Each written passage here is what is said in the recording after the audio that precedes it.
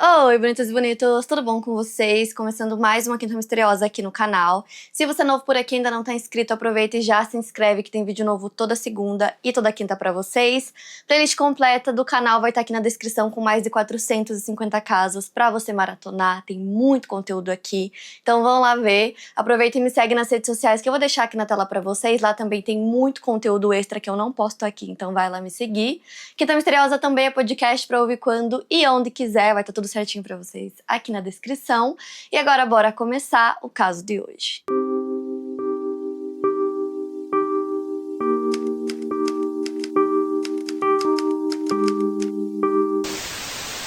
Bom, gente, esse é um caso que eu quero trazer aqui pro canal há muito tempo. Eu tava esperando eu ter mais material pra trazer pra vocês e, na verdade, eu ia esperar pra trazer esse vídeo aqui quando o livro chegasse. Eu tô esperando a minha seguidora, que vai trazer o livro pra mim.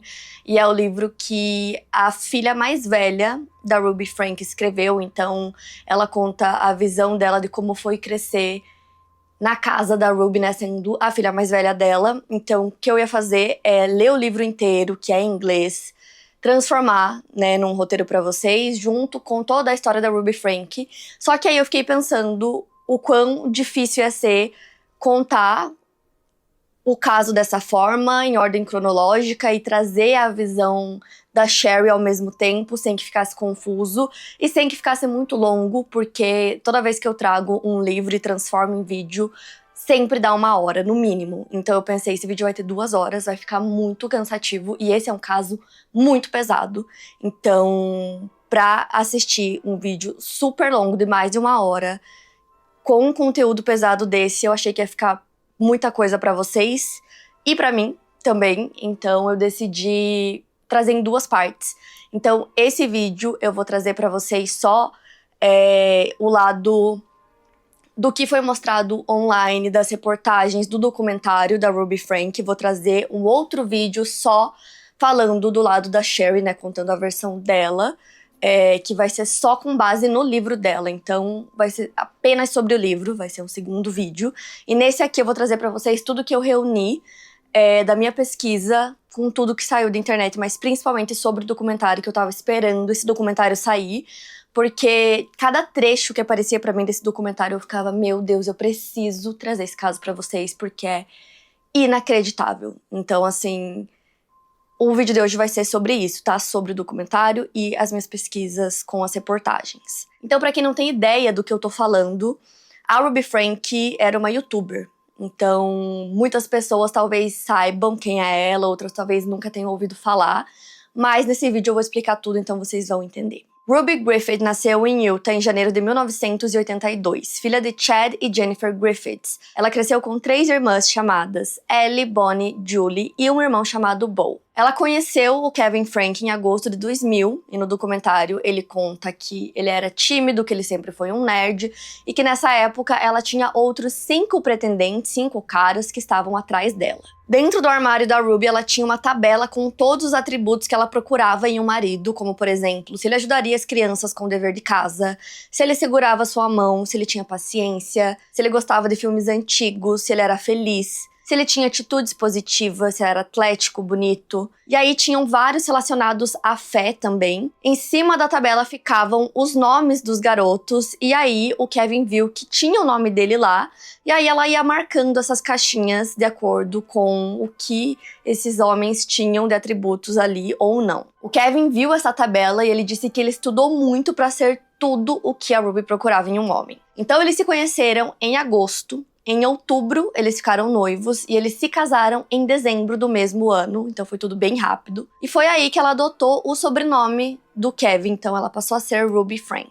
Juntos, eles tiveram 6 filhos. Na ordem é a Sherry, Chad, Abby, Julie, Russell e Eve. A família morava em Springfield, Utah, que é descrita por seus residentes como um lugar perfeito, tranquilo, onde todo mundo se conhece, todos cuidam um dos outros, você não se preocupa se o seu filho vai ficar na rua até mais tarde. Eles chamam o lugar de Vale Feliz. As pessoas amam tanto que não querem se mudar, elas nascem ali e querem ficar ali para sempre. Um dos moradores explica que, apesar disso, lá também existe muito uma cultura de perfeccionismo, de querer ter uma certa aparência, de ser bom, de parecer perfeito. E a razão disso é porque Utah é a capital da igreja Mormon. Além de buscar a perfeição, eles devem sempre fazer o trabalho missionário para mostrar ao mundo como as suas vidas são perfeitas. A Ruby e sua família eram membros devotos da Igreja de Jesus Cristo dos Santos dos Últimos Dias. A religião influenciou fortemente a dinâmica da família. Então, Utah meio que se tornou o epicentro dos vlogs de famílias. As famílias acreditavam que só de compartilhar suas vidas, eles estavam servindo a Deus. Então, usando as palavras do Kevin, ele disse entre aspas: "Na nossa igreja, na nossa fé, fomos criados para acreditar que a coisa mais importante que alguém pode fazer no mundo é se tornar pai ou mãe. A ambição da Ruby era ser vista como a mãe perfeita, era tudo que ela falava.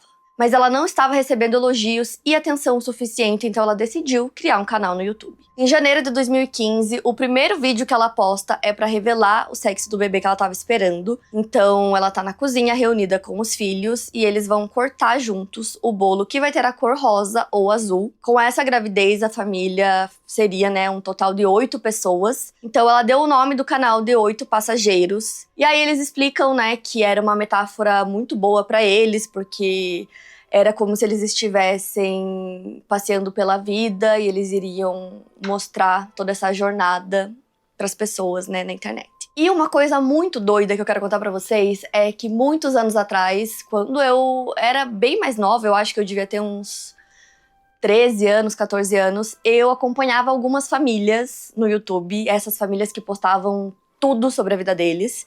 Então eu lembro que eu acompanhava a Aspen Ovard, e eu acompanho ela até hoje.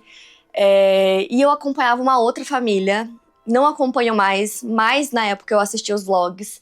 E o nome do canal deles é Ellie e Jared, e eles postavam todos os dias. Essas famílias, do YouTube, acredito que até hoje existam, eu não acompanho ninguém desse nicho hoje, mas na época, quem postava assim, postava todos os dias. Então eles simplesmente pegavam a câmera e filmavam a rotina deles todos os dias, editavam e postavam. Então eram 30 vídeos por mês, e aí as pessoas acompanhavam tudo que essas famílias faziam, e eu acompanhava os vlogs diários da Ellie e do Jared. Então, quem é a Ellie? É irmã da Ruby. Quando o caso da Ruby Frank aconteceu e estourou, eu lembro que eu olhava pro rosto dela e eu pensava, eu conheço de algum lugar, me parecia, eu pensava, eu conheço, eu já vi. E aí eu lembrei, ela é irmã da Ellie, então eu não acompanhava o canal da Ruby, mas ela já tinha aparecido em alguns vídeos da Ellie, então elas parecem muito fisicamente. Inclusive, é muito doido porque da família, da Ruby, da Ellie, todas as irmãs têm canais e fazem vlogs diários, Acho que hoje não tanto quanto na época, mas todas têm canais e filmam os filhos, e todas têm muitos filhos. E eu lembro que na época eu não entendia por que eles tinham tantos filhos. Então, quando eram aqueles vlogs que tava toda a família reunida, eu falava, gente, quanta criança, por que eles têm tantos filhos assim? Então eu não entendia essa relação da igreja, e a influência da igreja na família, de você ter muitos filhos, eu não entendia isso. E até os pais deles, têm canal. Então os avós têm canal também no YouTube, que é uma coisa muito doida, pra gente, assim. Mas nos Estados Unidos é bem comum essa coisa da família gravar vlogs diários. Da família deles, a única pessoa que não tem canal mostrando a rotina e a família é o irmão, o único homem, que é o Bo. De resto, todos eles têm. O filho mais velho, o Chad, explica que nessa época que a Ruby abriu o canal, eles não eram pobres, ele usa essa palavra, ele fala que eles não eram pobres, mas eles também não eram ricos.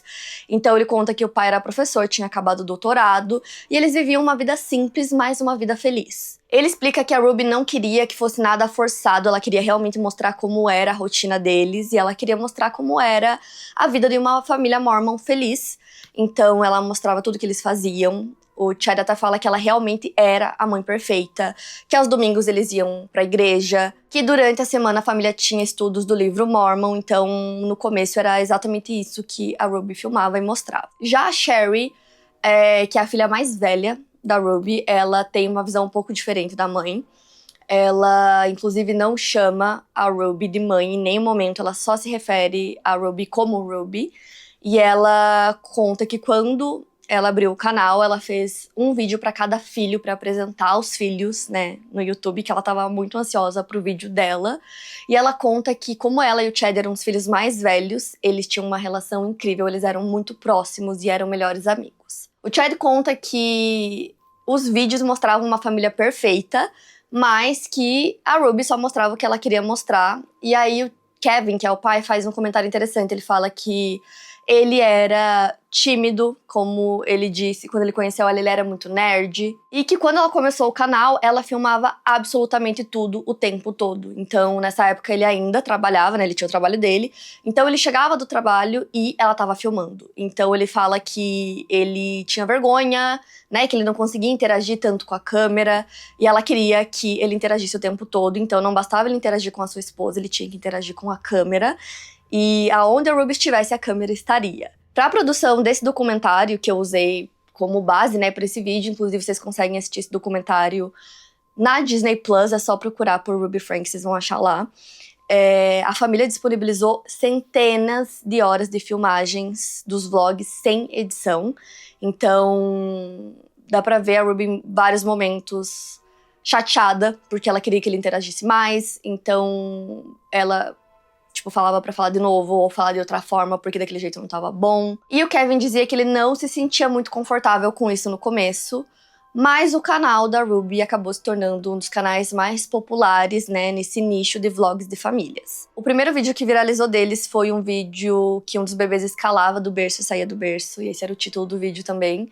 E aí a Sherry conta que no começo foi muito legal, ela começou a se sentir famosa porque as pessoas acenavam pra eles, então era uma coisa diferente, parecia tudo muito legal. E aí caiu o primeiro pagamento pra eles do YouTube, e aí o Kevin conta que foi $85, e de repente virou uma chave pra ele de que aquilo poderia realmente ser um trabalho. E por mais que fosse, né, um pagamento muito pequeno, ele percebeu que poderia ser bem maior, e aí ele decidiu que ele queria bem mais. Foi aí que eles abriram a empresa 8 Passengers Ltda, né, que é o nome do canal.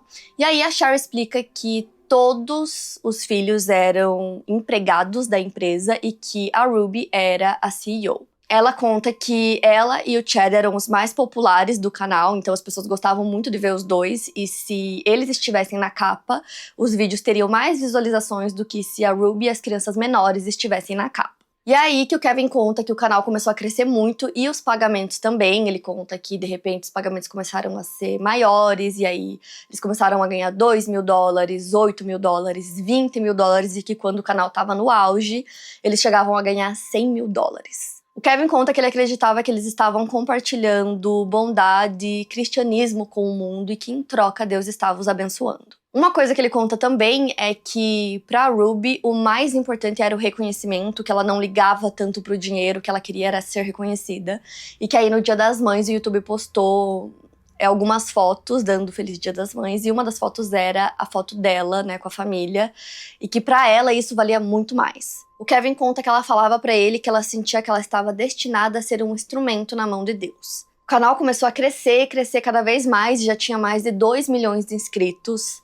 Um dos mais famosos entre ali a família era o Chad, que é o filho mais velho, então ele já estava ali entrando na adolescência.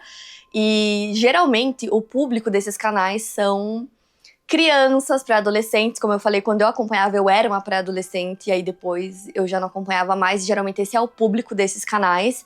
Então ele explica que ele acreditava que ele era tão popular ali no canal justamente por conta do público, e que tinha muitas meninas que assistiam e elas gostavam de ver ele nos vídeos, que ele era engraçado, que a personalidade dele ajudava muito, e ele sabia disso. Só que aí, né, nesses vídeos sem cortes, dá pra ver eles tendo algumas conversas com os filhos, onde eles começam a reclamar que eles estavam muito chatos, que eles não queriam participar. Em um desses vídeos, o Kevin fala: estamos aqui por conta do nosso trabalho, vocês estão agindo como se fosse algo idiota. As crianças começaram a reclamar cada vez mais que elas estavam cansadas, porque era uma rotina diária, né, todos os dias filmando, então elas não queriam mais filmar. E aí a Ruby começa a ficar preocupada e começa a achar que as crianças estavam perdendo o seu brilho. Em outro vídeo sem cortes, ela fala assim: vocês sabem que é isso que fazemos e que quando vocês ajudam em um vídeo, vocês ganham $10. E aí a Cheryl explica que foi nessa época que ela começou a ter problemas com isso, porque toda a rotina da família se baseava nas gravações, né? Se baseava no YouTube. Então era uma rotina diária de gravação e ela e o Chad já eram adolescentes, né, nessa época. Então tudo girava em torno desse cronograma de gravação. Ela conta que a casa tinha que estar sempre limpa, impecável para poder gravar, que eles trocaram todas as lâmpadas da casa de amarela para branca. Então ela conta que a casa não parecia um lar, e sim um set de gravação. O Chad queria ficar com os amigos e não gravando o dia inteiro pro YouTube. Ele conta que ele era obrigado a gravar e ele odiava, e que nessa época ele estava começando a odiar a mãe dele por isso. E que, por ser obrigado a gravar, ele tentava irritar a mãe dele o máximo. Então ele fazia tudo ao contrário. Ela pedia pra ele fazer uma coisa, ele fazia outra, de propósito, porque ele não queria estar gravando. E ele também fala que ele odiava que dissessem pra ele o que ele tinha que fazer. Então ele começou a ter alguns problemas e principalmente na escola também ele não queria ouvir ninguém, então ele não obedecia nem os professores, até que ele foi expulso da escola. A Ruby decidiu que ele precisava de ajuda, que ele precisava fazer terapia, alguma coisa do tipo, então ela começa a conversar com uma amiga dela chamada Paige. Essa amiga aparece no documentário e ela explica pra essa amiga tudo o que estava acontecendo e tal, e a amiga fala que ela sabe exatamente quem pode ajudar, que ela tem a pessoa perfeita. Ela indica uma mulher chamada Jodie Hildebrand, que tinha licença clínica como uma conselheira profissional. A Jodie tinha muita influência ali na comunidade, todo mundo conhecia ela, e a Ruby se apaixonou por tudo que ela ouviu. Então, cerca de um mês depois, o Chad teve a primeira sessão com a Jodie. E aí o Chad conta que estava sentado ele de um lado, o Kevin do outro lado, a Ruby. E aí eles estão, né, no computador para começar a sessão com a Jodie. Logo no início da sessão, ela pergunta se o Chad tá pronto para viver um estilo de vida honesto, responsável e humilde. Ele responde que sim, que ele tá prontíssimo, bora começar, e aí ela fala: você tá mentindo. Ele conta que nesse momento ele ficou em choque em alguém falar com ele daquela forma, e ele fala que a Ruby sorriu, porque parecia que a Jodie tinha visto através do Chad, conseguiu ver ali logo de início que ele não estava sendo sincero. E aí ele conta que naquele momento ele sentiu que começou uma conexão entre a Jodie e a Ruby. Pra Ruby parecia que finalmente alguém ia conseguir colocar o Chad no lugar dele e fazer o que ela não estava conseguindo. A Jodie fala que para eles conseguirem colocar ele na linha, eles precisavam tirar tudo dele. Então os eletrônicos, esportes, tudo que eles pudessem tirar, e que eles precisavam até mandar ele para um acampamento. O Chad conta que ele sentia que isso que a Ruby estava fazendo não era por ele, e sim por ela mesma. Ele conta que a Ruby tinha diversas formas de punir os filhos quando eles não obedeciam, que muitas vezes ela falava sobre merecimento. Então, para ter as coisas, eles precisavam merecer, e como o Chad não estava merecendo, ela tirava as coisas dele, e uma das formas de punição que ela fez com ele foi tirar o seu quarto. Então ela deu a opção pra ele de dormir no sofá ou dormir no porão, e ele escolheu dormir no porão. E não tinha cama lá, então ele dormia em um puff enorme. E ele ficou dormindo nesse puff por 7 meses. E aí ele também conta que um dia a Ruby chama ele pra conversar e que ela tava com lágrimas nos olhos. E aí ela falou assim pra ele que essa seria a sua última chance, que ela e a Jodie tinham encontrado um acampamento militar na Virgínia e que elas estavam esperando ele aprontar mais uma vez, e que se ele aprontasse, ele seria mandado para esse acampamento e ele ficaria lá até completar 18 anos. Quando ela fala pra ele, né, que ela e a Jodie, né, encontraram isso e tomaram essa decisão, ele fala que ali ele percebeu que as decisões seriam tomadas pela Ruby e pela Jodie a partir dali, e que aquilo era muito sério, então ele ficou com muito medo que aquilo realmente acontecesse. Então ele percebeu que as coisas seriam daquela forma a partir dali, ele decidiu apenas obedecer a tudo. Foi aí que ele começou a ter 2 sessões semanais com a Jodie. Então ele conta que eles conversavam muito, né, nessa terapia que ele fazia com ela, e que eles se aproximaram muito, que muitas vezes eles riam juntos, que ele foi ficando cada vez mais confortável com ela, que ela era muito atenciosa e que o seu foco era que ele tivesse um estilo de vida mais espiritual. E aí o Kevin, né, o pai, conta que pensou: o Chad foi consertado, ele tá mais educado, mais grato, ele parou de reclamar das sessões, então tá dando tudo certo e isso é ótimo. Nesse ponto eles sentiram que ele merecia ter o seu quarto de novo. E aí a Ruby tava gravando um dos seus vlogs, e aí do lado dela tava o Chad, E eles começam a falar sobre essa questão, né, dela sentir que os filhos precisam merecer certas coisas. E aí ela conta no vídeo que quando ela sente que os filhos não são responsáveis o bastante pra administrar algo, eles perdem o privilégio sobre essa coisa. E aí o Chad conta que ele perdeu o privilégio do quarto e dormiu num puff por 7 meses. Nesse momento que ele conta, a Ruby fala, nossa, eu acho que a gente nunca falou isso em vídeo, né? As pessoas não sabiam disso. O Chad conta isso e ele ri quando ele fala o que ele fez pra perder o quarto. E aí a Ruby fica super séria e fala, você acha isso engraçado? Então talvez não seja o momento de você ter o quarto de volta. E aí ele já para de rir, tipo, não acho engraçado. E ela posta esse trecho no vlog e as pessoas ficam extremamente chocadas. As pessoas começam a comentar muito nesse vídeo. Como assim? Ele ficou 7 meses, né, sem ter o quarto. Que castigo é esse que dura tanto tempo? Ela tá doida, isso não é normal. E aí começam a pegar esse trecho e jogar no TikTok, as pessoas comentando em cima. E pela primeira vez ela começa a receber muito hate. Então entra essa onda de cancelamento. Ela tira o vídeo do ar, mas já era tarde. Os inscritos começam a perceber que tinham outras coisas em outros vídeos. Então eles começam a pegar várias coisinhas ali que eles tinham deixado passar e começam a falar sobre todas essas coisas. Em outro vídeo ela tinha dito que ela foi chamada na escola porque sua filha de 6 anos não tinha levado o almoço e ela ia ficar com fome, então eles ligaram, né, pra ela levar. E aí ela explicou na escola que a filha era responsável por fazer o seu almoço e que se ela não fez o almoço, a responsabilidade é dela e que infelizmente naquele dia ela vai ter que passar fome pra ela aprender que ela tem que fazer o almoço e levar o almoço. E aí no vídeo ela até fala assim, e eu espero que ninguém reparta o almoço com ela, porque ela precisa aprender. Então esse é um trecho que as pessoas pegam e ficam, gente, ela é uma criança muito nova, né?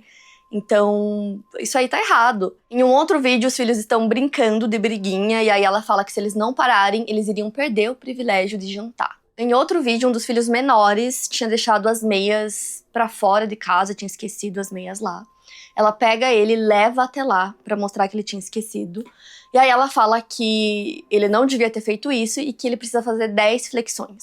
Então ele começa a fazer as flexões e ela filma, mostra tudo isso. E aí tem várias coisas, ela ameaçava jogar itens importantes dos filhos fora, a menos que eles os comprassem de volta com o dinheiro deles ou realizassem tarefas importantes na casa. Então a Ruby era vista como essa mãe divertida, essa mãe perfeita, e de repente tudo isso mudou e ela começou a ser vista como uma mãe extremamente abusiva, uma mãe muito rígida. Então todos esses trechinhos de outros vlogs começaram a surgir ali, mas com certeza o que desencadeou todo o cancelamento foi o vídeo do Chad, né, contando que ele estava sem quarto há 7 meses. Com essa onda de cancelamento, as views caíram muito, então a renda deles caiu em 90%.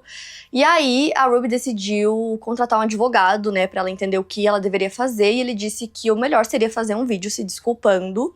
E aí a resposta dela foi só por cima do meu cadáver. Ela disse, não me arrependo, estou salvando minha família. Vamos mostrar para o mundo como é tomar decisões difíceis porque amamos nossos filhos. Então uma coisa que eu acho importante de explicar pra vocês é, quando tudo isso aconteceu, as pessoas já estavam achando estranho a forma como ela tratava os filhos, todas essas coisas que ela já fazia nessa época. Então, antes do caso estourar, que foi depois, as pessoas já começaram a fazer um movimento online. Então, começaram a fazer algumas petições, que tinham, inclusive, várias assinaturas online. Uma dessas petições foi em 2020 e ela pedia para que a Ruby fosse investigada por abuso infantil. Outra petição tinha quase 18 mil assinaturas. Então, isso demonstra que as pessoas já estavam preocupadas com o bem-estar dos filhos, né? Que eram todos menores de idade. Então, isso muito antes do caso estourar. Com a onda de cancelamento, ela parou de postar vídeos diários e começou a postar cerca de 2 a 3 vídeos por semana. Então ela não era mais vista como essa mãe brincalhona, energética, divertida. Ela passou a ser vista como uma professora muito rígida de religião. Mas essa resposta muito negativa que a Ruby teve não foi o suficiente para que ela mudasse a forma como ela estava educando os filhos. No documentário, é perguntado pro Kevin, né, pro pai, se ele sabia que essas coisas estavam acontecendo. E ele disse que ele não sabia que essas coisas aconteciam nos bastidores, que ele não tinha ideia que era dessa forma. Mas, como eu falei pra vocês, eles liberaram diversas imagens dos vlogs sem cortes, onde muitas vezes ela grita com as crianças, ela é má, ela é abusiva. Então ela manda eles calarem a boca, ela manda eles saírem de perto, ela puxa as crianças com força. Em um dos vídeos ela fala assim, se você cortar mais alguma coisa nessa casa, eu vou cortar a cabeça do seu gato.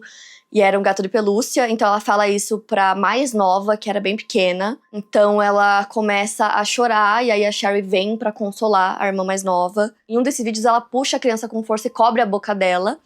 E aí tá sendo gravado e ela fala, essa parte eu vou cortar. E dá pra ouvir uma voz masculina que parece a do Kevin falando, corta. E ele faz assim. Então fica essa dúvida, né? Ele realmente não sabia que essas coisas aconteciam? Ou até um ponto pra ele era normal? Até um ponto ele concordava com esse tipo de educação, né? A gente fica meio assim, com essa dúvida. Até o que ele concordava ou não, enfim. O entrevistador até pergunta assim pra ele, você realmente não sabia? E aí ele fala, eu não sabia que era nesse nível. E aí ele tenta explicar. Ele fala assim, que ele sabia que era assim que funcionava pra Ruby, que amor era obediência. Mas que se a desobedecerem, vão passar a ter medo dela. E aí o Chad começa a contar algumas coisas que ele fala que aconteciam fora da câmera. Principalmente com ele, ele fala que a Ruby surtava e que ela batia muito nele. Ele conta que ela tirava o cinto, batia nele, chicoteava ele. E aí tem um corte que mostra dos vlogs, onde ela fala pra ele, tira essa cara, você tá com essa cara triste, fica feliz. Aí ele responde, mas eu não tô. Em outro vídeo que ela tá com o Chad, ela grita com as crianças pra eles saírem de perto porque ela tava gravando. E aí ela fala pro Chad, se eu vou dedicar o meu tempo e vou te ajudar, você vai me ajudar também. Então fique feliz, explique de onde veio a origem do seu nome. E se você não tá feliz, finja estar feliz.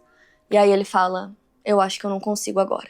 A Sherry conta que ela sempre se sentia muito mal quando o Chad apanhava, que ela tentava ajudar de alguma forma, ela levava papel higiênico quando o nariz dele sangrava, que teve uma vez que ele apanhou tanto que tinha sangue nas paredes, então ela ajudou ele a limpar. Ela fala que olhando pra trás, ela não acha que a Ruby era uma boa mãe antes. O que ela acha é que ela foi só piorando drasticamente nos últimos anos. E aí ela tem uma fala bem importante que ela diz assim, que ela não culpa a Jodie por isso.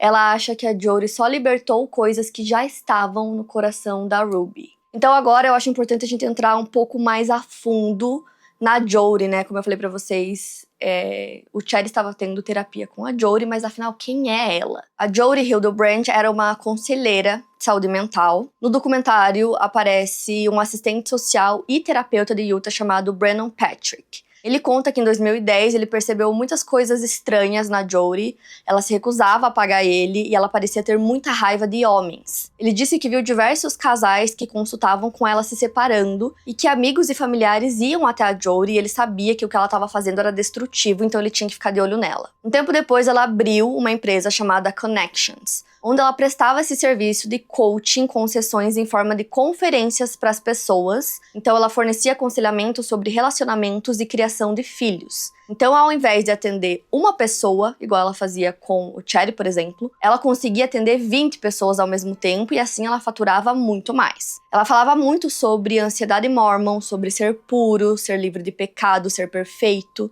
E ele explica que o Connections era mais do que uma terapia, era uma comunidade criada por ela e que as pessoas amavam. Uma dessas pessoas era a Ruby. Em outubro de 2019 foi quando Kevin conheceu a Jodie pessoalmente em um workshop sobre amor e luxúria. A Ruby estava encantada, né, com a Jodie e o Kevin achou em um primeiro momento que aquilo parecia um culto. Ele acha que a Ruby gostou tanto da Jodie porque ela validava coisas que a incomodavam há muito tempo. Eles estavam se sentindo perdidos e a Ruby achava que esse era o caminho. Então ela pediu para o Kevin entrar para um grupo de homens do Connections e ele entrou e disse que parecia um grupo para falar sobre todos os tipos de vícios que os homens tinham, como vício em pornografia, por exemplo. Ele conta que no começo a Jodie usava ele como exemplo para dizer que ele tomava decisões certas todos os dias e que os homens do grupo deviam ser como ele. Ele conta que aquilo fazia ele se sentir ótimo, ele começou a gostar porque ele era muito elogiado. O Chad conta que os pais começaram a usar a linguagem que a Jodie usava e que as coisas começaram a melhorar em casa. A Ruby estava mais feliz, ela não gritava mais e eles estavam começando a ser uma família feliz de novo. E aí a Jodie permitiu que a Ruby treinasse para ser coach, mesmo ela sendo relativamente nova na terapia do Connections, o que parece ter causado um pouco de estranhamento para quem estava lá há bem mais tempo. Então ela recebeu o título de treinadora certificada de aptidão mental. Nesse ponto, o Kevin e a Ruby começaram a se tornar os rostos do Connections. Eles começaram a participar muito, e aí as pessoas que estavam lá há mais tempo acharam um pouco estranho, né? Porque eles eram relativamente novos ali, tinham pessoas que estavam ali há bem mais tempo que eles. Então, a Paige, por exemplo, que foi aquela amiga que apresentou a Jodie pra Ruby, era uma dessas pessoas, e ela conta que achou estranho, né? Porque ela, por exemplo, estava ali há bem mais tempo, então ela não entendia porque eles foram escolhidos e ela já estava fazendo esse treinamento assim, tão rápido. E aí mostra vários trechos da Ruby e do Kevin dando, tipo, palestras, falando sobre várias coisas, dando depoimentos. Então eles acabaram se tornando realmente os rostos ali do Connections e eles eram muito presentes ali. Parecia realmente que havia uma parceria ali no negócio, né, da Jodie, mas mais tarde a Ruby alegou que elas não eram parceiras de negócios e que ela nunca recebeu nada do Connections, nunca recebeu dinheiro, né, pelo trabalho que ela fazia. A Paige, né, essa amiga, ela conta que a Jodie era muito cuidadosa com as pessoas que ela selecionava. Ela conta que era evidente que era muito importante ter acesso à influência dessas pessoas e ao público deles do que ao entendimento e à compreensão deles. Já o Brennan, que é aquele terapeuta que eu falei pra vocês, ele conta que a Jodie sempre gostou muito de dinheiro e fama e que dependia muito do status do cliente. Quanto maior o status, ela tratava ele melhor. Por volta dessa mesma época, a Ruby decide mudar o nome do canal The 8 Passengers pra Moms of Truth, que em tradução seria As Mães da Verdade. Depois ela abre um segundo canal chamado Connections with Hildebrandt, onde ela postava vídeos com a Jodie. E aí as duas falavam sobre diversos assuntos, né, relacionados ao Connections. Esse canal tinha uma pequena fração do público do 8 Passengers na época que eles estavam no auge, né, e tinham muitas visualizações. Em um dos vídeos, a Ruby explica que o canal que ela tinha pra mostrar a família nunca foi por dinheiro e que ela resolveu parar de postar porque ela sentiu que os filhos estavam sofrendo com a soberba e que dessa forma ela podia salvar os filhos. Então, nesse vídeo, ela conta que ela ganhava muito dinheiro com o canal, milhões, e que ela decidiu parar. Kevin disse que eles sentiam que eles estavam destinados a ajudar o mundo e que algo muito grande estava prestes a acontecer. As vizinhas ali do bairro da Ruby contam que quando ela abriu esse outro canal e tal, ela fez um grupo no Facebook, convidou todas elas, e todas elas entraram, porque todas elas conheciam a Jodie, essa questão da comunidade, da religião, então elas ficaram interessadas e todas entraram. Muitas dessas vizinhas, inclusive, contam no documentário que elas participavam do Connections, participavam dos grupos da Jodie, muitos dos maridos faziam parte daquele grupo só para homens, que o Kevin fazia parte. Então, isso só mostra o quanto a Jodie realmente era muito influente e as pessoas acreditavam em todas essas coisas, assim, realmente. Então, a influência dela era enorme mesmo. E aí, indo para março de 2020, acontece a pandemia do Covid-19. Então, eles começam a falar sobre a segunda vinda. No livro dos Mormons, eles falam sobre os últimos dias, que é um período indefinido, em que o mundo vai chegar ao fim, ou uma praga vai acontecer e o mundo vai acabar. Então, Cristo virá e o mundo será salvo. Mas antes disso acontecer, haveria um período de inferno, e a Sherry conta que a Ruby acreditava que era o começo disso, né, na pandemia. O Kevin afirma que eles realmente acreditavam nisso, então ele conta que eles estavam se preparando para esse período, então eles começaram a estocar muita comida. Ele afirma que eles acreditavam que a Jodie era escolhida por Deus e ela era representada por ele. A Ruby falava que a Jodie tinha sido chamada por Deus e estava fazendo um trabalho lindo, e que Deus tinha levado a Ruby com o seu canal, e que as duas tivessem nascido para se unir e fazer a vontade de Deus e compartilhar a verdade com o mundo. Até que em maio de 2021, a Jodie liga pra Ruby chorando, dizendo que estava sendo assombrada por figuras sombrias de capuz que apareciam em volta da cama dela à noite. Ela disse que o diabo a perseguia e eles acreditaram nela. Então eles foram até a casa dela para ajudar, e o Chad conta que essa era a primeira vez que eles tinham ido até a casa dela, e que ela tinha uma mansão enorme, muito linda, que ela fez um tour da mansão pra eles, que durou 2 horas, porque realmente era muito grande. A casa tinha 4 andares, 2 deles eram subterrâneos, que serviam só para armazenamento e que tinha muita comida estocada lá. E que quando você entrava, parecia uma casa de família, que era até ambientada para crianças, mas a Jodie morava lá sozinha. O Kevin disse que coisas estranhas que ele não consegue explicar aconteceram naquela casa enquanto eles estavam lá. Ele disse que houve um estrondo gigantesco no porão bem abaixo deles e que quando eles foram lá não tinha nada. Na mesma visita, ele viu uma marca de mão com dedos bem compridos no vidro e ele não sabia como explicar essas coisas. Ele até mostrou uma foto e aí o entrevistador pergunta, mas será que alguém não colocou essa marca lá? E era apenas uma marca de mão com dedos compridos e ele disse que ele não sabia explicar. Além disso, o bispo da Jodie também estava lá dando bênçãos a ela e à casa. Ele disse que eles precisavam de outra solução. E foi aí que a Ruby sugeriu que a Jodie ficasse na casa deles para poder se curar. Ela disse que essa era a segunda vinda, o retorno de Deus na Terra, e que ela foi escolhida por Deus e que o papel da Jodie era muito importante. A Jodie morava em outro lugar que ficava a 4 horas de distância de Springville, que era onde a Ruby morava com a família, então ela liga pra Sherry e fala: você tem 2 horas pra tirar tudo que você quiser do seu quarto, porque a Jodie vai ficar aí agora. E aí a Sherry iria mudar pra faculdade em 2 semanas, então ela pensou que tudo bem, que ela só teria que lidar com isso por 2 semanas, então ela tira suas coisas do quarto pra Jodie poder ficar lá. O Chad explica que nessa época ele não era mais visto como um problema, ele tinha até carinho pela Jodie, né, pelas sessões e tal, então ele conta que o problema ali agora eram os 2 mais novos. Eles estavam dando mais trabalho, o irmão mais novo tava retrucando, a irmã mais nova tava sendo muito rude com a mãe, então a Ruby sentia que precisava de ajuda e com a Jodie lá ela poderia ajudar. Porque pra Ruby isso era maldade, né, o que as crianças estavam fazendo, ela sentia que era maldade. E aí a Sherry explica que eles não podiam contar pra ninguém que a Jodie estava morando com eles e ela achava isso muito estranho. Ela achava muito esquisito uma terapeuta ir morar na casa de um dos pacientes. Aí ela decidiu dar uma pesquisada mais a fundo na vida da Jodie, então ela descobriu que a Jodie não era psicóloga, embora ela dissesse pra todo mundo que ela é. E aí ela leu diversas reviews de pessoas contando que tinham consultado com ela por muito tempo e que ela destruiu suas famílias. E aí ela também viu que ela não era casada e que ela tinha filhos, mas que nenhum desses filhos tinha contato com ela. Então ela começou a se perguntar por que estamos trabalhando com essa mulher. Além disso, ela também descobriu que a licença da Jodie tinha sido cassada, então ela achou tudo isso muito esquisito e decidiu contar pros pais, né? E aí ela tentou falar pra Ruby e a Ruby não se importou. O Kevin disse que a Sherry, né, o radar da Sherry apitou desde o início, mas que tanto ele quanto a Ruby calaram ela já no começo, não deixaram nem ela explicar ou mostrar direito o que ela tinha achado, eles não deram essa abertura pra ela, porque segundo ele, a própria Jodie já teria contado pra ele sobre essas coisas. Segundo ele, a Jodie teria dito pra ele e pra Ruby que se eles pesquisassem o nome dela no Google, eles encontrariam diversas coisas que foram ditas por um ex-cliente que era particularmente nojento.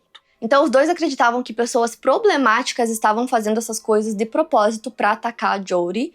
Então basicamente eles não acreditavam em nada disso. Depois que ela foi morar com eles, coisas muito estranhas começaram a acontecer, ela entrava em transe, ela começava a ser possuída. Tem vídeos dessas possessões. Eles mostram no documentário, muitas pessoas postaram sobre isso nas redes sociais, dizendo que não acreditavam que ela estava de fato sendo possuída, que achavam que ela estava inventando tudo aquilo. Então ela começava a meio que se debater, falar com vozes estranhas, ela ficava dizendo, ela é minha, ela é minha. E aí a Ruby acreditava que as coisas eram pra acontecer daquela forma e que ela e o Kevin estavam destinados a ajudar a Jodie e a exorcizar esses demônios. E aí eles sempre ficavam ajudando ela, geralmente essas coisas aconteciam à noite, e a partir de um momento a Ruby pedia pro Kevin sair e deixar só ela com a Jodie no quarto. Às vezes ela também subia pro quarto pra checar a Jodie, porque, como eu disse, à noite aconteciam essas possessões e ela dizia que à noite as possessões eram piores. E aí teve uma noite que ela disse que iria ficar com a Jodie lá em cima pra cuidar dela, até que o Kevin disse que ela começou a dormir com a Jodie no quarto que ela tava ficando, né, que era o quarto da Sherry. Depois que a Jodie começou a morar com eles, o Kevin explica que ele ainda tava tendo as sessões com a Jodie, e essas sessões, gente, basicamente era assim, eram vários homens, e aí era tudo online, então tinha, assim, a foto deles, e aí a Jodie fazia essa sessão online, então tinha a dela também, e aí ela ficava falando e falando, e as primeiras que apareciam, os homens falavam também, então eles compartilhavam coisas, e aí nas últimas, parecia que tinha mudado um pouco, e o Kevin explica que depois que ela foi morar com eles, O jeito que ela falava sobre ele mudou também. Então, antes ele era muito elogiado, como eu expliquei pra vocês. Ela ficava dizendo que os homens tinham que ser como ele. Mas aí agora, ela começou a criticar ele o tempo todo. Então, os outros homens disseram que, de repente, o Kevin era visto como o vilão. E que eles nem participavam mais, não falavam nada. Chegou um ponto em que só ela falava o tempo todo e eles só ouviam. Tem até alguns depoimentos, né, que eles contam que depois de um tempo eles simplesmente pararam de ir nessas reuniões. E aí, no primeiro Natal da Jodie com a família, os filhos mais novos, os 2 mais novos, não ganharam presentes. Então, dos 6 filhos, os outros 4 ganharam e eles tiveram que ver os irmãos ganhando e abrindo diversos presentes enquanto eles não ganharam nada. E aí a Ruby explicou num vídeo que ela tinha feito eles ficarem em casa ao invés de ir pra escola, e eles ficaram limpando o chão e que ela imaginou que isso ia causar dor o suficiente, mas ela achou que não, então ela decidiu punir eles dessa forma, não dando presentes de Natal, porque eles estavam sendo muito egoístas. E aí, de novo, as pessoas acharam aquilo o cúmulo, acharam horrível e comentaram muito sobre isso. Nesse ponto, a Sherry, que é a mais velha, né, dos filhos, ela já estava na faculdade e ela conta que ela foi pra casa só pro Natal e ela disse que percebeu que tava diferente. Ela disse que ela conseguia sentir ali que alguma coisa tinha mudado e que tava tudo muito esquisito. Ela disse que ela acreditava que a Jodie não estaria mais morando na casa, né, porque ela achou que seria por pouco tempo, mas a Jodie ainda estava lá. Então ela teve que dormir no quarto das irmãs, e aí ela disse que ela precisou entrar no quarto dela pra buscar alguma coisa.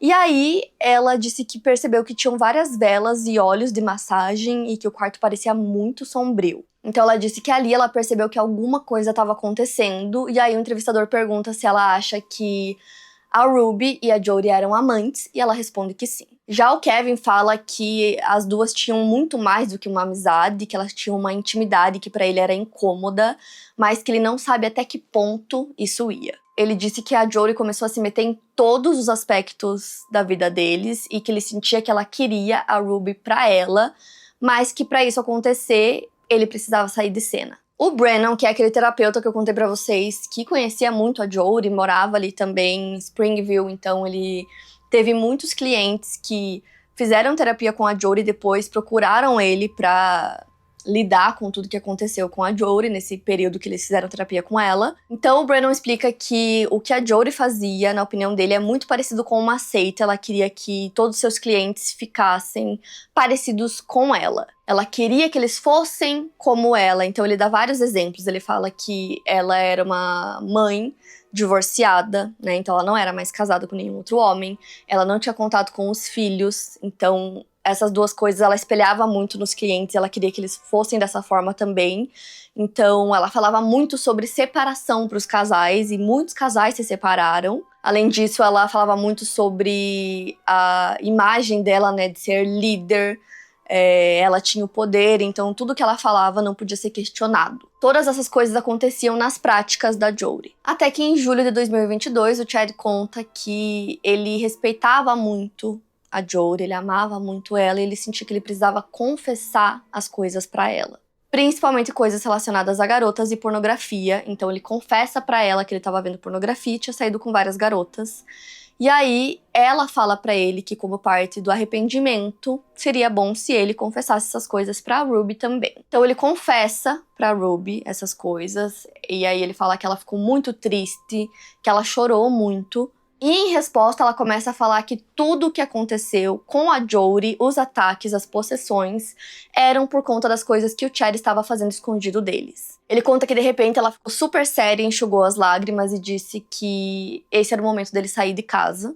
Então ela expulsa ele de casa, e ele tinha 17 anos quando isso aconteceu. E aí, logo depois, quando o Kevin chega em casa, a Ruby diz que precisa ter uma conversa séria com ele. Ela fala que o casamento dele está em risco por culpa dele, por culpa do egoísmo dele, por conta dos seus pensamentos e comportamentos e luxúrias que ele vem escondendo. E aí ela fala: eu venho tentando fazer jus àquilo que Deus quer de mim e fazer o trabalho que ele quer que eu faça, e você está atrasando Jodie e eu. Então eu quero que você saia de casa por um período e não entre em contato comigo e nem com os nossos filhos. Resumindo, ela mandou ao mesmo tempo que o Kevin e que o Chad saíssem de casa. Uma coisa que eu acho que é importante entender nesse contexto é que não só a Ruby, mas através das entrevistas, né, do Kevin, Parece que os dois acreditavam em absolutamente tudo que a Jory falava. Então, eles não questionavam nada. Quando ela pediu pro Kevin sair de casa, ele não questionou. Ele acreditou realmente que ele era um problema que ele precisava melhorar, então, se ela mandou ele sair de casa, ele obedeceu. E aí, ele se despediu das crianças, e aí ele conta que as crianças choravam muito, sem entender o que estava acontecendo, ele também chorava muito, e que nessa despedida, a Ruby estava do lado o tempo todo e que ela tirava fotos da despedida e que parecia que ela tinha, tipo, um sorriso no rosto. A Sherry estava na faculdade e aí ela conta que o Kevin liga pra ela, inclusive. Ela também não chama ele de pai, então ela não chama a Ruby de mãe, e o Kevin também não, então ela só chama ele de Kevin. Ela conta que ele liga pra ela e fala que ele saiu de casa, porque a Ruby pediu, e que não é pra ela entrar em contato com ele e nem com o Chad. Então a Sherry fica extremamente confusa, né, e fica muito preocupada também com os irmãos mais novos, sem entender o porquê do pai estar saindo de casa, então ela decide falar com a mãe dela, e aí a Ruby manda uma mensagem enorme pra ela, dizendo que ela demonstrou que ela não queria fazer parte da família e que ela estava sendo um problema pra todos. Alguns dias depois disso, ela recebe uma mensagem dizendo que o seguro do carro dela tinha sido cancelado e que se ela quisesse continuar com o seguro, ela precisava ela mesma pagar pelo seguro. E aí, alguns dias depois, ela recebe uma mensagem do plano de saúde dizendo que no final do ano ele ia acabar e que se ela quisesse renovar, ela também tinha que pagar, e ela não estava entendendo nada, então ela decidiu ir para casa para conversar com a mãe dela e entender o que estava acontecendo. Para não ir sozinha, ela pede para uma amiga da família ir junto com ela quando ela chega, e essa amiga aparece dando depoimento no documentário, e ela inclusive ia em algumas reuniões do Connections e tal, conhecia a família, conhecia a Ruby. Quando as duas chegam na casa, a Ruby sai na varanda, fecha a porta, e aí ela fala pra Sherry que ela tava sendo um problema, que ela era nociva pra família e que ela tinha pena dela e que ela estava em suas orações. A Teresa conta que a Sherry tava tremendo e chorando, sem entender nada, né, do porquê da Ruby tá fazendo isso, e que ela começou a chorar também de ver uma mãe fazendo isso com a filha, mas ela disse que a Ruby não demonstrava nenhuma emoção, que ela era completamente fria. Ali ficou claro que a Sherry não deveria voltar e não deveria entrar em contato com os irmãos, e aí a Teresa disse que elas entraram no carro e que a Sherry mostrou pra ela uma foto, eu acho, dela e da Ruby, uma foto antiga, e disse: "Essa é minha mãe. Aquela ali não é a minha mãe." Então agora, com Kevin fora da casa, Chad também e a Sherry na faculdade, tinham 4 filhos, né, juntos, morando com a Ruby, os 4 mais novos, e todos menores de idade. Nesse ponto, a Ruby continua postando nas redes sociais falando sobre a educação dos filhos e continua recebendo comentários negativos. Os vizinhos comentam que as crianças tinham mudado muito, que eles sentiam que elas tinham perdido completamente a alegria. E aí tem alguns vídeos que mostram essa fase, né, que estavam só os 4 sob os cuidados da Ruby.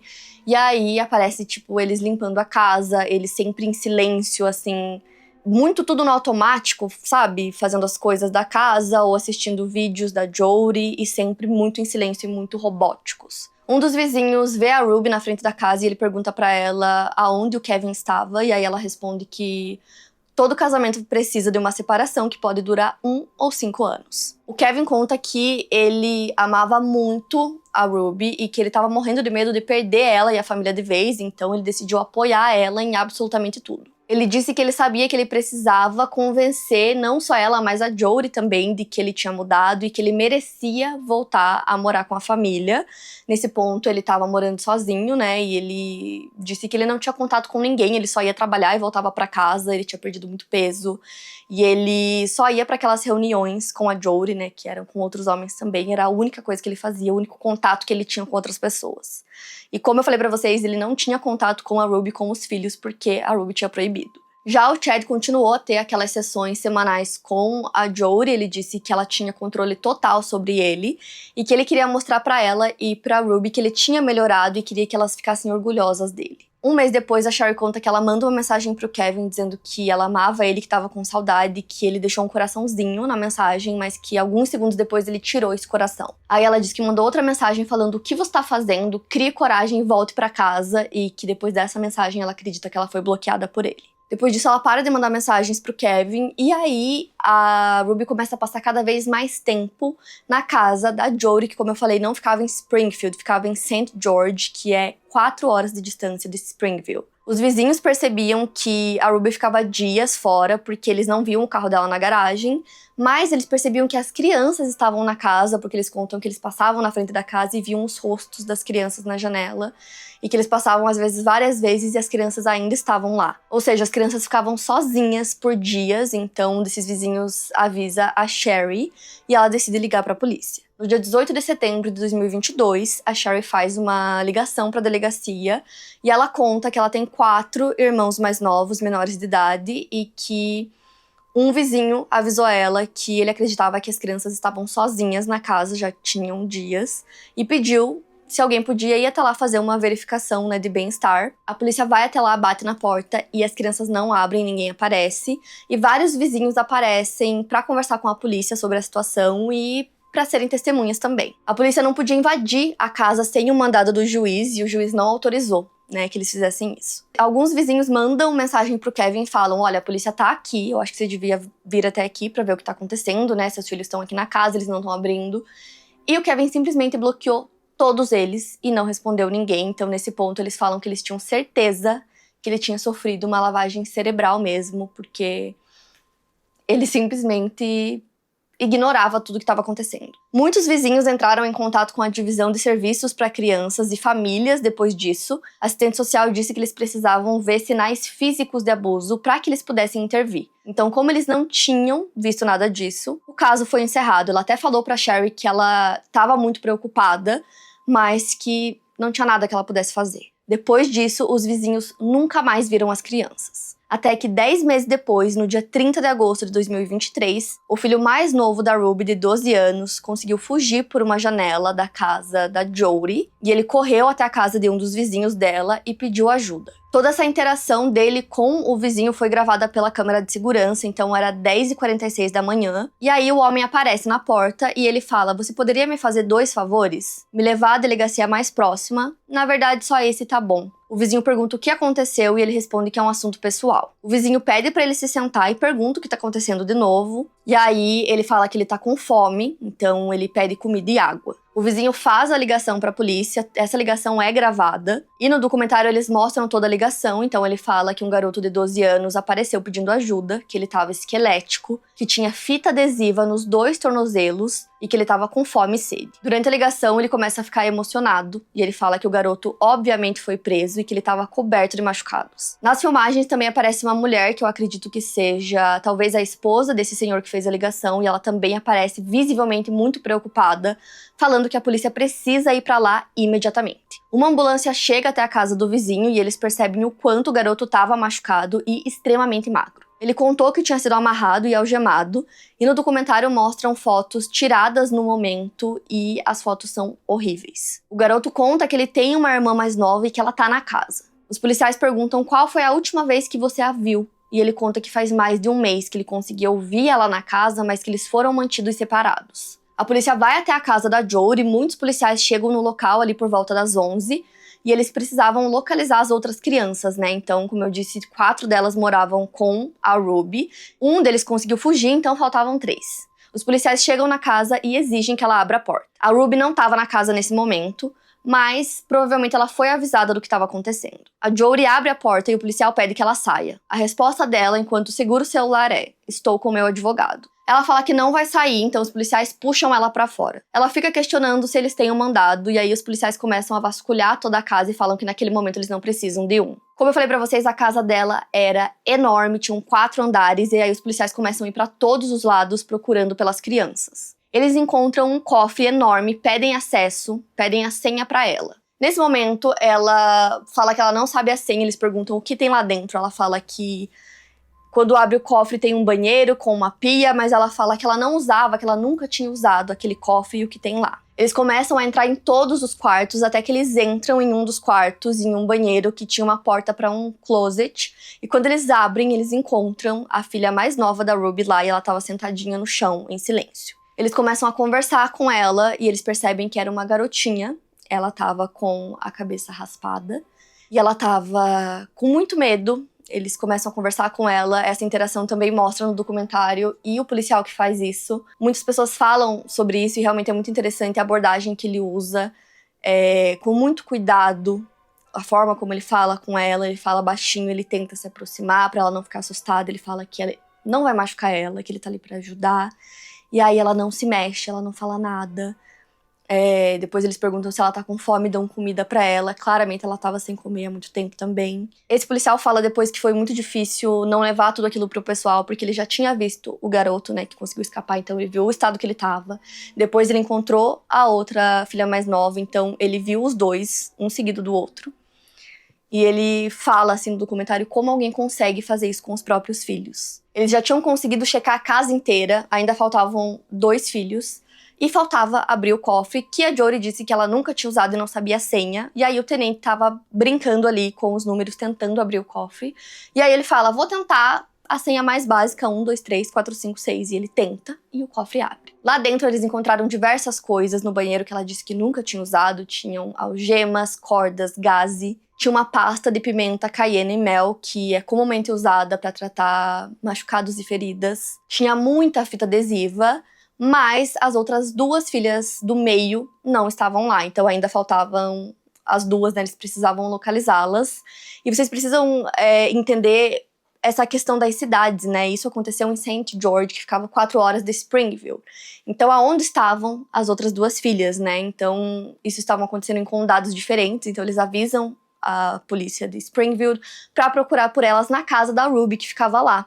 Então, eles vão até a casa, batem na porta, ninguém abre, então eles invadem. A casa estava vazia. Nesse ponto, eles já estavam investigando o caso, né? Era muito importante localizar as outras 2. E aí, eles descobrem que uma amiga da Ruby tinha buscado as 2 do meio. Então, eles vão até a casa dessa amiga, que ficava ali, bem próxima da casa da Ruby. Essa amiga se chama Penn Butcher e ela era presidente do Connections, então ela era muito próxima das 2, principalmente da Jodie. Eles chegam até a casa dela e perguntam se ela tá com as meninas. Ela responde que sim. Ela fica bem assustada com essa abordagem policial. Ela e o marido parecem não entender nada do que estava acontecendo.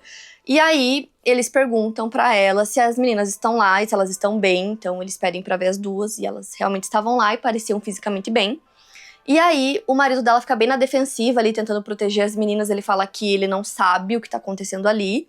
E aí, a polícia, né, explica que eles têm um mandado específico pra Pam. Então, eles pedem pra ela sair, eles até algemam ela e começam a fazer diversas perguntas relacionadas a Ruby, a questão das crianças, sobre o que as 2 meninas estavam fazendo com a Pam, sobre o caso em si, né, que já tava desenrolando ali, sobre a segurança das crianças, tudo isso. E aí a Pam parece extremamente chocada com tudo isso, então parecia realmente que ela não sabia de nada disso. Então a Pam explica que por volta do meio-dia ela recebe uma ligação da Ruby pedindo para que ela busque as suas filhas, e ela fala que ela teve uma emergência familiar e pede pra Pam cuidar das meninas por um tempo, porque ela vai ficar fora.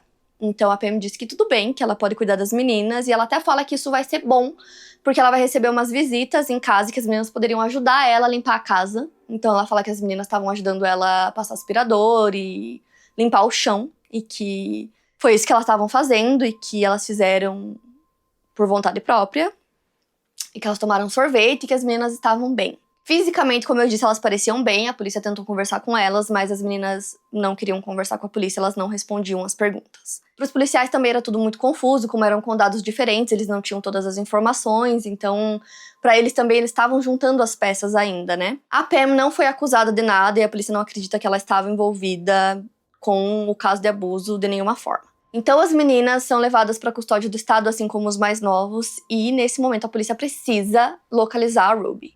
De repente a Ruby aparece na casa da Jodie, e aí ela é levada também para a delegacia. Tem vídeo desse momento, ela fica muito em silêncio, assim, não resiste à prisão nem nada, e simplesmente parece que ela não quer falar sobre. E aí eles perguntam pra Sherry se ela se lembra desse dia que aconteceu a prisão, e ela fala que pra ela é quase como um borrão, assim, ela não se lembra de quase nada. Só que antes da Ruby ser levada pra delegacia, ela faz uma ligação pro Kevin. Ela tava sem falar com ele há mais de 1 ano, então ele não falava com ela e nem com as crianças. Ele fala que durante esse 1 ano ele não tinha ideia do que estava acontecendo com eles, justamente porque ele não podia ter contato com eles, ele estava proibido pela Ruby. Então quando ele vê a ligação ele entra em choque, atende imediatamente. Quando ele atende, a Ruby disse que ela estava em pânico e tinha algumas coisas para explicar para ele. Ela fala que os filhos mais novos estavam possuídos pelo demônio. Ele perguntou como você sabe, e ela respondeu, eles confessaram.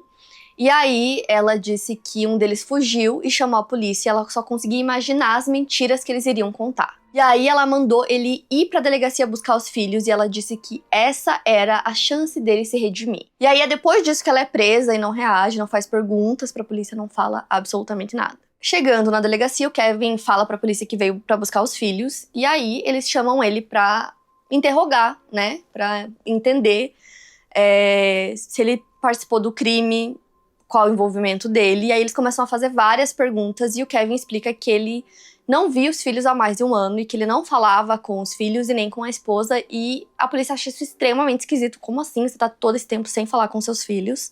E aí ele fala que ele só recebeu uma mensagem pra ir buscar os filhos, e aí eles perguntam quem mandou essa mensagem, e ele não queria responder que era a Ruby porque ele tava tentando protegê-la. Nesse ponto que os policiais explicam que um dos filhos tinha fugido, e explicam como ele foi encontrado, né? Que ele tava muito magro, desnutrido, que ele tava coberto por hematomas. E aí, quando contam isso pro Kevin, ele parece extremamente chocado.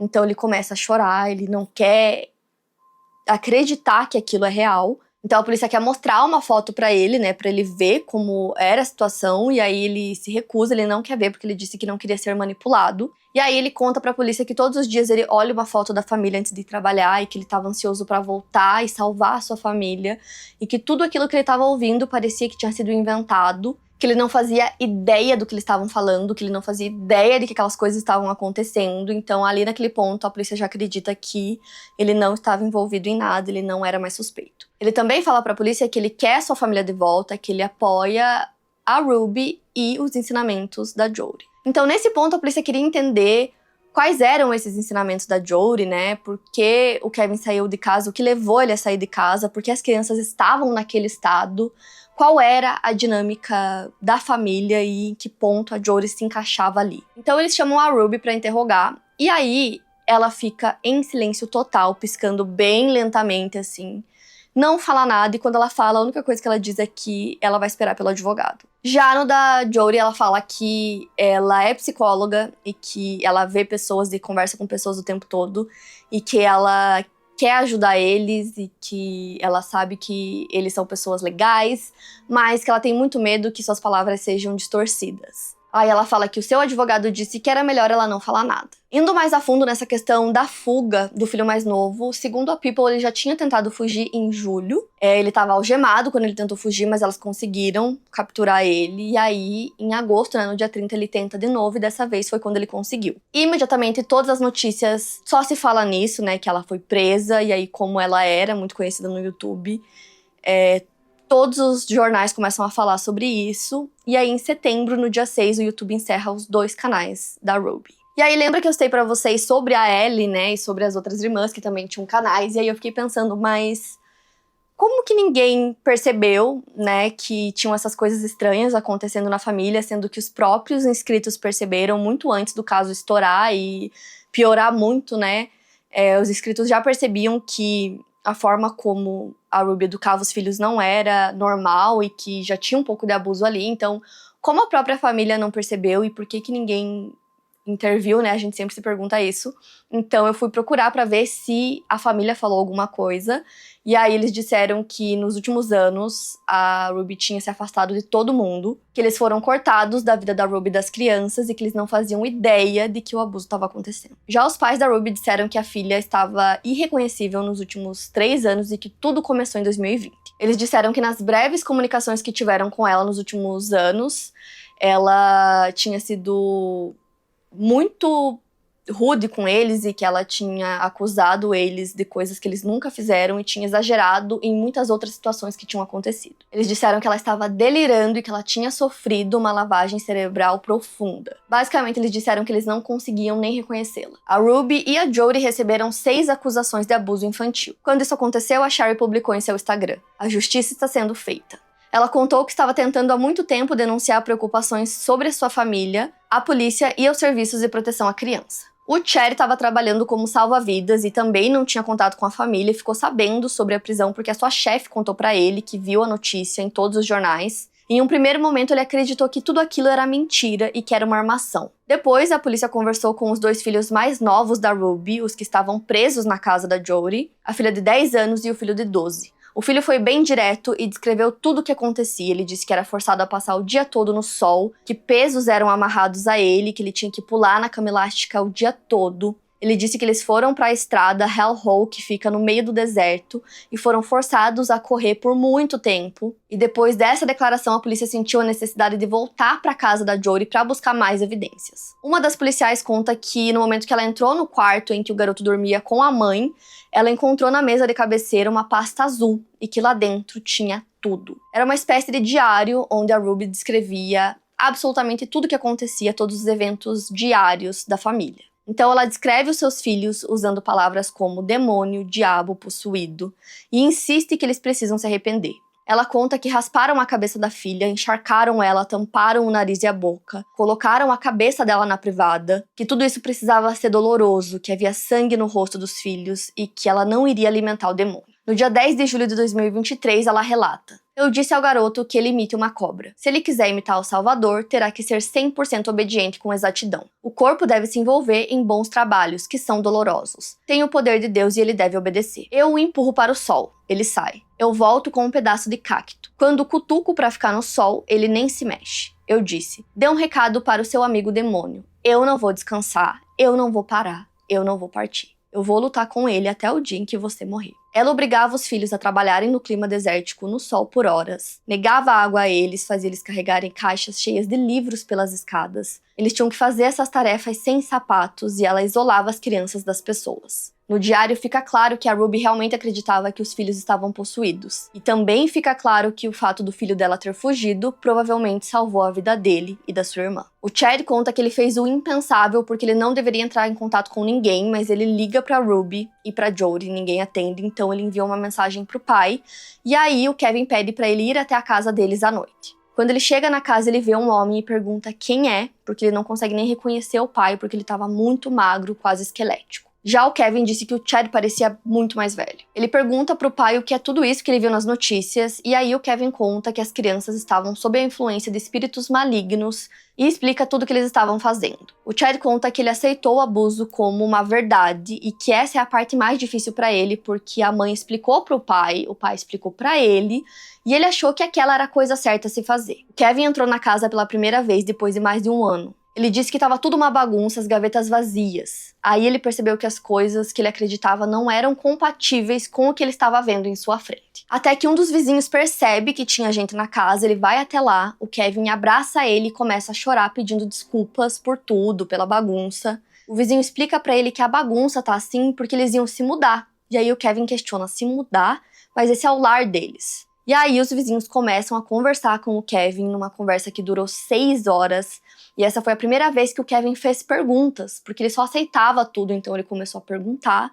E aí contaram tudo pra ele. Ele disse que chorou muito e disse que tudo que contaram pra ele foi uma grande mentira. Ele percebeu que tinha sofrido lavagem cerebral e de repente tudo fez sentido. Ele disse que ele e Chad foram enganados o tempo todo. Nenhuma criança estava possuída. Ninguém fez nada do que a Ruby disse. Então só nesse momento ele aceitou a ideia de que a Ruby e a Jodie fizeram algo horrível. Ele disse que sente muita culpa por ter feito as malas e ido embora. 4 meses depois, na audiência preliminar, a Ruby se declarou culpada de 4 crimes de abuso infantil agravado, o que poderia significar que elas não teriam julgamento e aí ela poderia fazer um acordo judicial. Os advogados da Ruby leram a sua declaração. Inicialmente, a senhora Frank acreditou que a Jodie tinha a visão de oferecer um caminho para uma melhoria contínua. A Jodie aproveitou essa busca e a transformou em algo hediondo. Jodie sistematicamente isolou Ruby de sua família, filhos mais velhos, do seu marido. Então, basicamente, eles usaram a declaração para jogar toda a culpa na Jodie. Se a Ruby enfrentasse o julgamento, as crianças provavelmente teriam que testemunhar, então, se declarando culpada das acusações, ela não teria julgamento. Então, a declaração foi lida, depois ela se desculpou da sua família por tudo que ela fez enquanto ela chorava. Já a Jodie, no seu acordo, ela admitiu participar do abuso infantil, então ela falou sobre os abusos, que é o que eu já citei pra vocês. E uma coisa a mais que ela citou, que não estava nos outros relatórios, né? Foi que a filha mais nova da Ruby foi obrigada a pular em cima de cactos várias vezes. A Ruby fez um acordo onde ela testemunharia contra a Jodie, o que não foi necessário porque a Jodie também se declarou culpada, então assim, ninguém precisaria enfrentar julgamento. A Ruby tinha 43 anos e a Jodie 55, e as duas foram sentenciadas a 4 sentenças consecutivas de 1 a 15 anos de prisão. As duas estão presas na Utah State Correctional Facility, mas em alas diferentes. Elas têm que cumprir essas penas consecutivamente. Então a Ruby passará pelo menos 4 anos atrás das grades, e como a lei de Utah estabelece um limite de 30 anos para sentenças consecutivas, exceto para sentenças perpétuas ou casos de pena capital, a sentença máxima da Ruby vai ser 30 anos, então se fosse somar, né, a pena inteira dela seria 60.